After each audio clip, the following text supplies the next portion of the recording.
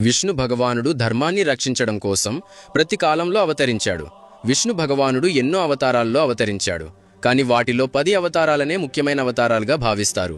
Friends, ఈరోజు ఈ వీడియోలో విష్ణు భగవానుడి 10 అవతారాల గురించి చెప్తాను. వాటి గురించి తెలుసుకోవడం కోసం మీరు ఈ వీడియోని ఎండ్ వరకు చూడండి. నెంబర్ 1, మత్స్యావతారం. విష్ణు భగవానుడు ఈ సృష్టిని ప్రళయం నుంచి కాపాడడానికి మత్స్యావతారం ఎత్తాడు.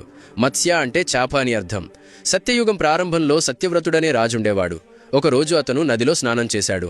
స్నానం పూర్తవగానే ఆ నది నీటిని చేతిలోకి తీసుకున్నాడు. ఆ నీళ్లతో పాటు ఒక చేప వచ్చింది. అతను రాజధర్మాన్ని పాటించి ఆ చేపని మళ్లీ నదిలో వదిలేయాలని నిర్ణయించుకున్నాడు. కానీ ఆ చేప నన్ను మీరు నదిలో వేయకండి, నదిలో ఎన్నో పెద్ద పెద్ద చేపలున్నాయి, అవి నన్ను తినేస్తాయని చెప్పింది. అది విన్న సత్యవ్రతుడు ఆ చేపని తన కుండలో ఉంచాడు. కానీ ఒక్క రాత్రికే అది చాలా పెద్ద చేపగా మారింది. అప్పుడు రాజు ఆ చేపని సాగరంలో ఉంచాడు. చూస్తూనే అది చాలా పెద్ద చేపగా మారింది.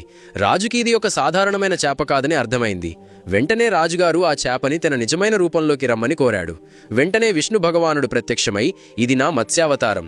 ఇప్పటికి సరిగ్గా వారం రోజుల తర్వాత ప్రళయం రాబోతోంది. ఆ సమయంలో నేను నీ దగ్గరికి ఒక విశాలమైన పడవని పంపిస్తాను. నువ్వు నీ దగ్గరున్న సప్తర్షులతో పాటు నీ రాజ్య ప్రజలను తీసుకుని ఆ పడవలో కూర్చో. ఎప్పుడైతే నీ పడవకి ఇబ్బంది కలుగుతుందో అప్పుడు నువ్వు శివుడు దగ్గరున్న వాసుకిని తీసుకుని పడవని నాకు కట్టేయి అని విష్ణు భగవానుడు చెప్పాడు. ఇది విన్న సత్యవ్రతుడు ఎన్నో ప్రశ్నలు అడిగాడు. కానీ సరైన సమయం రాగానే తను సమాధానం చెబుతానని విష్ణు భగవానుడు చెప్పాడు. విష్ణు భగవానుడు ప్రళయం నుంచి సప్తఋషులతో పాటు ప్రజలందరినీ కాపాడాడు. సరైన సమయం రాగానే మత్స్యావతారంలో ఉన్న విష్ణు భగవానుడు సత్యవ్రతుడికి మొత్తం విషయాలు చెప్పాడు. విష్ణు భగవానుడు చెప్పిన ఈ మాటలే మత్స్యపురాణంగా మారాయి. నంబర్ 2, కూర్మావతారం. విష్ణు భగవానుడు సముద్రమంథనంలో సాయం చేయడానికి కూర్మావతారం ఎత్తాడు. కూర్మ అంటే తాబేలు అని అర్థం. ఒకసారి దుర్వాస మహర్షి దేవతల రాజు ఇంద్రుడిని నువ్వు శ్రీహీనుడివి అయిపోతావని శపించాడు. ఇంద్రుడు వెంటనే విష్ణు భగవానుడి దగ్గరికి వెళ్లగానే ఈ సమస్యకి పరిష్కారంగా సముద్రమంథనం చేయమని చెప్పాడు. దేవతలందరూ సముద్రమంథనం చేయడానికి సిద్ధపడ్డారు. సముద్రమంథనాన్ని చేయడానికి మందార పర్వతాన్ని సముద్రంలోకి తీసుకువెళ్లాలని అనుకున్నారు. దేవతలు మందార పర్వతాన్ని ఎక్కువ దూరం వరకు తీసుకురాలేకపోయారు.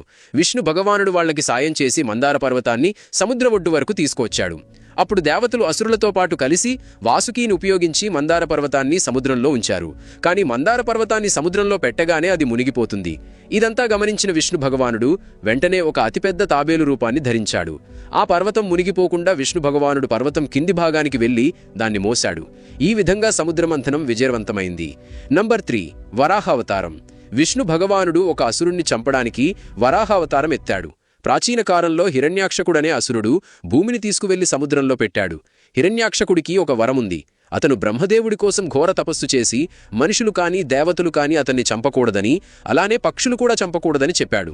ప్రతి జంతువు పేరు చెప్పి అవి కూడా చంపకూడదని చెప్పాడు. కాని పొరపాటున అతను పంది పేరును చెప్పడం మర్చిపోయాడు. అందుకే విష్ణు భగవానుడు హిరణ్యాక్షకుణ్ణి చంపడానికి బ్రహ్మ నాసికారంధ్రం నుంచి వరాహుడి రూపంలో జన్మించాడు. భగవంతుడు ఈ రూపాన్ని చూసి దేవతలందరూ ఆనందించారు. వెంటనే విష్ణు భగవానుడు వరాహ రూపంలో భూమిని వెతకడం మొదలుపెట్టాడు. తన జ్ఞానంతో వెంటనే భూమిని కనిపెట్టి సముద్రం లోపలికి వెళ్లి తన దంతాలతో భూమిని సముద్ర బయటకు తీసుకొచ్చాడు. హిరణ్యాక్షకుడు విష్ణు భగవానుడు భూమిని పైకి తీసుకురావడం చూడగానే కోపం వచ్చి యుద్ధానికి ఆహ్వానించాడు. విష్ణు భగవానుడు కూడా యుద్ధానికి అంగీకరించాడు. వాళ్ళిద్దరి మధ్య చాలాసేపు యుద్ధం జరిగింది. కానీ ఆఖరికి విష్ణుమూర్తి హిరణ్యాక్షకుణ్ణి చంపేశాడు. భూదేవిని తన స్థానంలో ఉంచేశాడు. నంబర్ 4, నరసింహావతారం. విష్ణు భగవానుడు ఈ నరసింహావతారంలో హిరణ్యకశిపుణ్ణి చంపేశాడు. హిరణ్యకశిపుడు హిరణ్యాక్షకుడి సోదరుడు. నిజానికి హిరణ్యకశిపుడు తనని తాను దేవతల కంటే బలవంతుడిగా భావిస్తాడు. అతన్ని మనుషులు కాని, దేవతలు కాని, పక్షులు కాని, జంతువులు కాని చంపలేవు. దీనితో పాటు అతనికి భూమి మీద, పాతాళంలో, ఆకాశంలో ఎక్కడా చావు లేదు. అస్త్రంతో అతన్ని చంపలేరు, శస్త్రంతో కూడా అతన్ని చంపలేరు. ఎందుకంటే హిరణ్యకశిపుడికి బ్రహ్మదేవుడి వరముంది. ఆ వరం వల్ల అతనికి చావు లేదని అతను భావించాడు. అతని రాజ్యంలో ఎవరైనా విష్ణు భగవానుణ్ణి పూజిస్తే వాళ్ళని శిక్షిస్తాడు. కానీ హిరణ్యకశిపుడికి ఒక కొడుకుండేవాడు. అతని పేరు ప్రహ్లాదుడు. అతను చిన్నప్పటినుంచి విష్ణు భగవానుడికి పరమభక్తుడు. అతనెప్పుడూ విష్ణు భగవానుణ్ణే పూజించేవాడు. ఈ విషయం ఎప్పుడైతే హిరణ్యకశిపుడికి తెలిసిందో అప్పుడు అతనికి చాలా కోపం వచ్చింది. ప్రహ్లాదుడికి అర్థమయ్యేలా చెప్పాలని అనుకున్నాడు. కానీ ఎంత చెప్పినా కూడా ప్రహ్లాదుడు విష్ణు భగవానుణ్ణి పూజించడం ఆపలేదు. అందుకే హిరణ్యకశిపుడు ప్రహ్లాదుణ్ణి చంపాలని నిర్ణయించుకున్నాడు. కాని ఎన్నిసార్లు చంపాలని ప్రయత్నించినా కూడా విష్ణు భగవానుడి కృపతో ప్రహ్లాదుడికి ఏమీ కాలేదు. హిరణ్యకశిపుడికి ఒక సోదరి ఉండేది. తన పేరు హోలిక. ఆమె అగ్నిలో భస్మం అవ్వకుండా ఉండే వరం పొందింది. ఆమె ప్రహ్లాదుణ్ణి తీసుకుని అగ్నిలో కూర్చుంది. కాని విష్ణు భగవానుడి కృపతో ప్రహ్లాదుడికి ఏమీ కాలేదు. కాని హోలికా భస్మమైపోయింది. పొందిన వరాన్ని చెడ్డ పనుల కోసం ఉపయోగించడం వల్ల హోలిక కాలిపోయింది. వెంటనే హిరణ్యకశిపుడు ప్రహ్లాదుణ్ణి స్వయంగా చంపాలని అనుకున్నాడు. అప్పుడు విష్ణు భగవానుడు ఒక మనిషిగా కానట్లు, అలానే ఒక జంతువుగా కానట్లు నరసింహుడిగా అవతరించాడు. అలానే హిరణ్యకశిపుణ్ణి ఆకాశంలో కాని భూమి మీద కాని చంపలేదు. అస్త్రాన్ని ఉపయోగించలేదు, శస్త్రాన్ని కూడా ఉపయోగించలేదు. నరసింహుడు హిరణ్యకశిపుణ్ణి తన తొడ మీద పెట్టుకుని కేవలం తన గోర్లతో గుండెను చీల్చి చంపేశాడు. నంబర్ 5 వామనావతారం. సత్యయుగంలో ప్రహ్లాదుడి మనవడు బలిచక్రవర్తి అసురులకు రాజుగా ఉండేవాడు. తను స్వర్గలోకాన్ని ఆక్రమించాడు. దేవతలందరూ ఈ సమస్యకి పరిష్కారం కోసం విష్ణు భగవానుడి దగ్గరికి వెళ్లారు. విష్ణు భగవానుడు అదితిమాతకి జన్మించి మీకు స్వర్గాన్ని తిరిగి ఇస్తానని దేవతలకి మాట ఇచ్చాడు. కాసేపటికి విష్ణు భగవానుడు వామనావతారంలో భూమి మీద అడుగుపెట్టాడు. ఒకసారి బలిచక్రవర్తి ఒక మహాయజ్ఞాన్ని చేస్తున్నాడు. వామనుడు బలిచక్రవర్తి యజ్ఞశాలలోకి వెళ్లి బలి నుంచి 3 అడుగుల స్థలం దానంగా అడిగాడు. బలి గురువు శుక్రాచార్యుడు విష్ణు భగవానుడి లీలను తెలుసుకున్నాడు. వెంటనే దానమివ్వకుండా ఆపేశాడు. కాని బలిచక్రవర్తి ఏమాత్రం ఆలోచించకుండా వామనుడికి 3 అడుగుల స్థలాన్ని దానంగా ఇస్తానని మాట ఇచ్చాడు. వెంటనే విష్ణు భగవానుడు తన విశాల రూపంలోకి వచ్చి ఒక కాలు భూమి మీద ఉంచాడు. రెండో కాలుని స్వర్గలోకం మీద పెట్టాడు. కాని 3 అడుగును పెట్టడానికి ఏ స్థానం మిగల్లేదు. అప్పుడు బలిచక్రవర్తి వామనుణ్ణి తన తలపైన పాదాన్ని పెట్టమని కోరాడు. వామనుడు బలిచక్రవర్తి తలపైన పాదాన్ని పెట్టగానే బలి సుతలలోకానికి వెళ్లిపోయాడు. అతని దానగుణాలను చూసి విష్ణు భగవానుడు అతన్ని సుతలలోకానికి రాజును చేశాడు. ఈ విధంగా విష్ణు భగవానుడు వామన రూపంలో దేవతలకు స్వర్గం తిరిగి ఇచ్చి సాయం చేశాడు. నంబర్ 6 శ్రీరాముడి అవతారం. త్రేతాయుగంలో రాక్షసుల రాజు రావణాసురుడు దేవతలని చాలా ఇబ్బంది పెట్టాడు. అతన్ని చంపడానికి విష్ణు భగవానుడు శ్రీరాముడిగా దశరథుడికి జన్మించాడు. ఈ అవతారంలో విష్ణు భగవానుడు ఎంతో మంది రాక్షసులను సంహరించాడు. రాజధర్మాన్ని పాటిస్తూ తన జీవితాన్ని గడిపాడు. శ్రీరాముడు తండ్రి చెప్పగానే తండ్రి మాటను జవదాటకుండా వనవాసానికి వెళ్లాడు. ఆ సమయంలో రావణాసురుడు సీతాదేవిని అపహరించి అశోకవనానికి తీసుకువెళ్లాడు. సీతను అన్వేషిస్తూ శ్రీరాముడు లంకకి చేరుకున్నాడు. అక్కడే రామరావణ యుద్ధం జరిగింది. ఆ యుద్ధంలో రావణాసురుడు చనిపోయాడు. ఈ విధంగా విష్ణు భగవానుడి శ్రీరాముడి అవతారం రావణాసురుడు లాంటి దుష్టుని నుంచి దేవతలకు విముక్తి కల్పించింది. నంబర్ 7 శ్రీకృష్ణుడి అవతారం. ద్వాపర యుగంలో విష్ణు భగవానుడు శ్రీకృష్ణుడిగా అవతరించాడు. శ్రీకృష్ణుడు కంసుడి కారాగారంలో దేవకీకి వసుదేవుడికి జన్మించాడు. విష్ణు భగవానుడు ఈ అవతారంలో ఎన్నో అద్భుతాలు చేశాడు. ఎంతో మంది అసురులను సంహరించాడు. ప్రజలను అష్టకష్టాలు పెట్టిన కంసుణ్ణి కూడా శ్రీకృష్ణుడే చంపాడు. మహాభారత యుద్ధంలో అర్జునుడికి రథసారథిగా మారాడు. ఈ ప్రపంచానికి గీత జ్ఞానాన్ని బోధించాడు. ధర్మరాజుని రాజుని చేసి ధర్మాన్ని మళ్లీ స్థాపించాడు.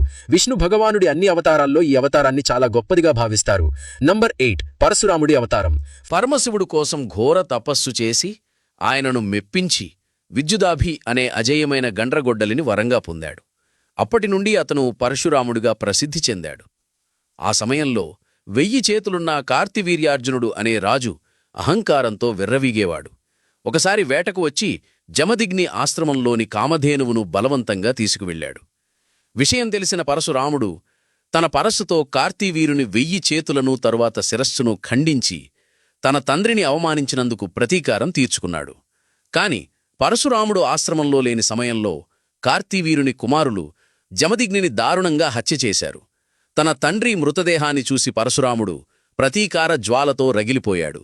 తన తల్లి 21 సార్లు గుండెను బాదుకొని ఏడవటంతో 21 సార్లు భూమండలంపై ఉన్న దుష్టక్షత్రియులందరినీ సంహరిస్తానని భీకర ప్రతిజ్ఞ చేశాడు.